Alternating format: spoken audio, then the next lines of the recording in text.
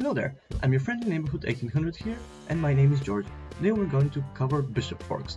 They're a bit more complex than rook forks because they move diagonally, and our human vision works better horizontally and vertically. I got this right this time. Than diagonally, but doesn't matter, we have to learn everything. They are fairly simple, and I know that you will be waiting for the knight forks, which are the most interesting, but we have to cover the other ones first, because they're simpler and easier to understand and get used to. So let's go straight into it. It goes like this. You attack two pieces with your bishop, they can defend both, and we take one of those. That's it. So in this case, if we check, it has to go somewhere with the king, and at the same time we attack the knight. So how did we identify that? It's on the same diagonal. How do we see that? Because that is a bit more complex to see for your eyes. We see that the king and the knight are both on dark squares, and then we see that they are connected by the diagonal.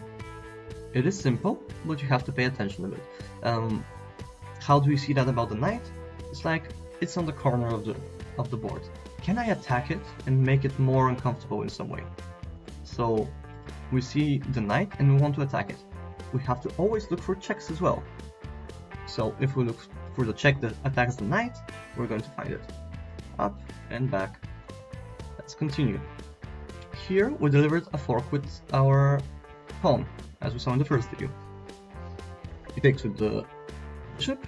Now we deliver a second fork, which is a fork with our bishop.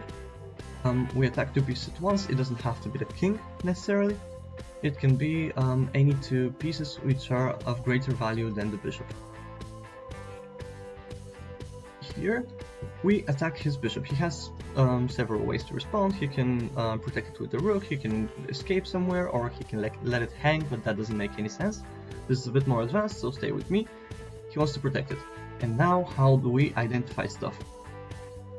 We think for a second here, and we see that every important piece for him is on a dark square.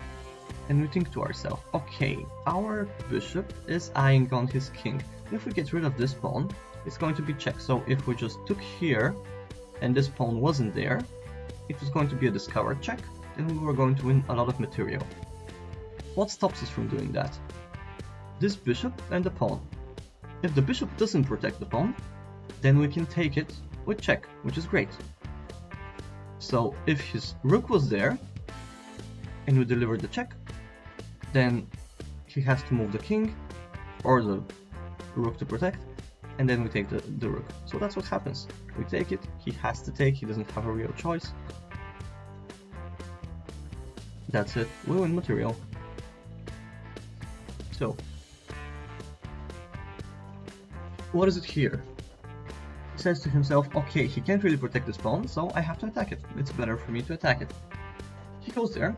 What do we see? We see this large diagonal. We are always wary for checks, and we see that our bishop can deliver the perfect check for this situation.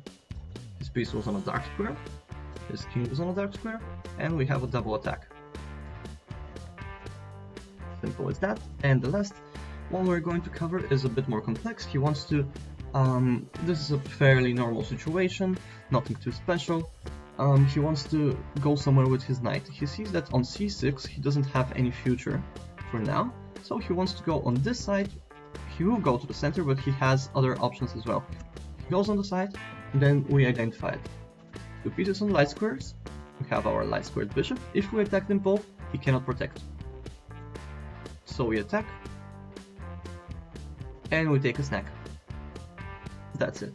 Thank you for watching, and see you next time with the next part of the series. Cheers!